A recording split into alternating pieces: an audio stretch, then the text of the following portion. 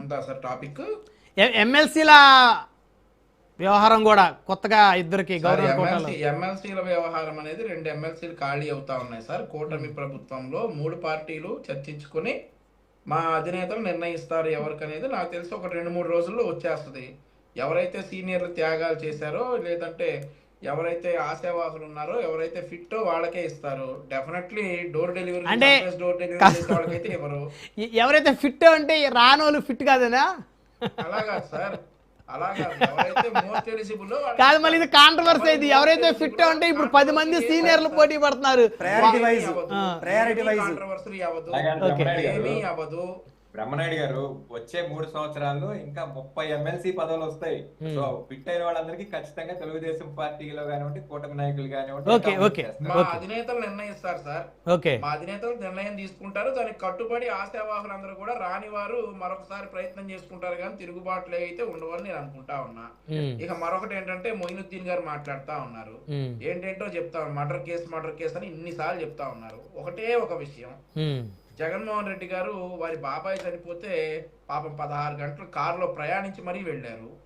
ఇదే సీదిరి అప్పలరాజు గారిని పరామర్శించడానికి మరి హెలికాప్టర్లో వచ్చారు. అయినా కానీ పరామర్శించలేకపోయారు. అప్పుడు ఎందుకు బాబాయ్ గారి చావుకి కారులో వెళ్ళారు, ఇప్పుడు ఎందుకు హెలికాప్టర్లో వచ్చారో అది గనక అర్థం చేసుకుంటే రాష్ట్రంలో ఉన్నటువంటి గొర్రెల సంఖ్య తగ్గిద్ది. Point number 1. రెండోది ఏంటంటే చంద్రబాబు నాయుడు గారు ఎక్కడ హెలికాప్టర్ కూర్చొని నన్ను చంపేస్తాను భయపడి కారులో పోయారు.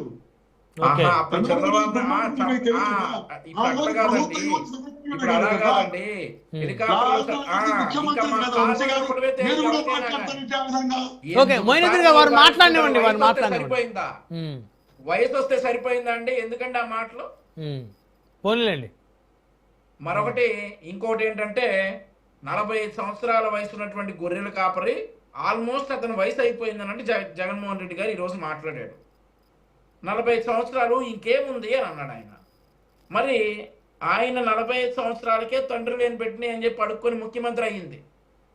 45 సంవత్సరాల అవినాష్ రెడ్డిని చిన్నపిల్లోడు అని అన్నాడు. మరి ఇక్కడ 45 సంవత్సరాల గొర్రెల కాపరి ఆల్మోస్ట్ వయసు అయిపోయిందా? ఎందుకు అతను కులాలు వద్దన్నారు కాబట్టి ఎందుకు అతను గొర్రెలు కాపరేనా? మీ దగ్గర డబ్బు ఉందనా? 45 సంవత్సరాలు మీరేమో చిన్నపిల్లలా? ఆయన వయసు ఏమో అయిపోయిందా? ఏం మాట్లాడుతా ఉన్నారు? అండ్ మరొకటి ఇంపార్టెంట్ థింగ్ అండి, బ్రహ్మనాయుడు గారు, మరొక విషయం ఏంటంటే, మీరు చెప్పండి, మీరు మాట్లాడండి, మీరు ఆపి నాకు మాట్లాడతా, మీరు ఆపి నాకు మాట్లాడండి ప్లీజ్.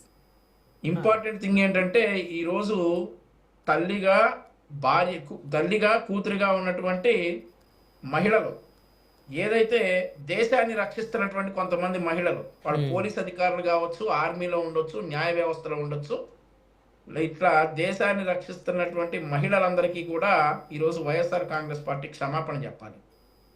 ఒక లేడీ పోలీస్ ఆఫీసర్, ఎవరైతే జగన్మోహన్ రెడ్డి గారి రక్షణ కోసం వచ్చినటువంటి ఒక లేడీ పోలీస్ ఆఫీసర్ని ఇష్టానుసారం ఆముదాల వలస ఇన్ఛార్జ్ గారు ఎక్కడ పడితే అక్కడ తడుముతా నెట్టేస్తా అంతమంది మగవారిలో చేసినటువంటి ఈ దుశ్చర్యని మనమందరం కూడా ఖచ్చితంగా ఖండించాలి. ఆవిడ ఏ ఆఫీసర్ అయినా కానీ, ఎవరైనా కానీ, ఏ మహిళ అయినా కానీ అలా బిహేవ్ చేసి ఉండాల్సింది కాదు. మరి ఎందుకు ఆమదాల వలస ఇన్ఛార్జ్ గారు అలా బిహేవ్ చేశారనేది చెప్పి ఒక ఎక్స్ప్లెనేషన్ ఇచ్చి మరి ఆవిడ క్షమాపణ అయితే చెప్పాలని చెప్పేసి తెలుగుదేశం పార్టీ తరఫున డిమాండ్ చేస్తా ఉన్నాను. బ్రహ్మనాయుడు గారు.